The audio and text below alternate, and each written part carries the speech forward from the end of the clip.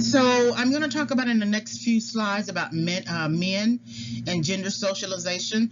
So the men who are listening to this particular audio might not like what I am going to say about it. However, it is the psychology research, so don't get mad at me. So according to the researchers, men tend to experience greater emotional distress in the aftermath of a breakup than would females. This happens because men are socialized not to deal with their emotions, unlike women who are provided emotional and psychological support. So anytime you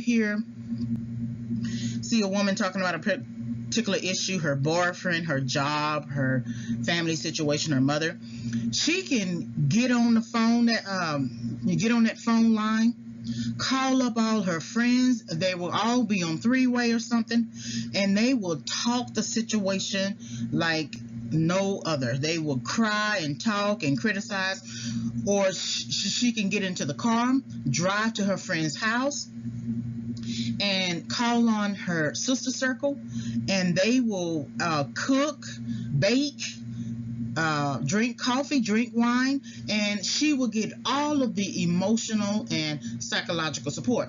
That's not the same for men.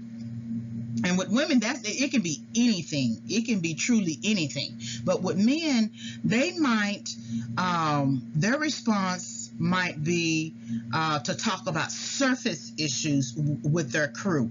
So the surface issues, man, I got my girl at the house, my old lady at the house, she always complaining about something. Okay, that's a surface issue.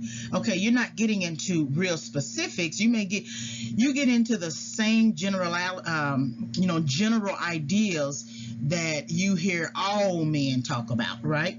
However, he would never go to his crew about his woman cheating on him, or his woman deciding to call her ex, or his woman struggling with alcohol or something like that. He will hold that in. And the best way that he might solve that problem is by getting into sports, or hanging out with the guys and playing sports or golf or something like that. But their most likely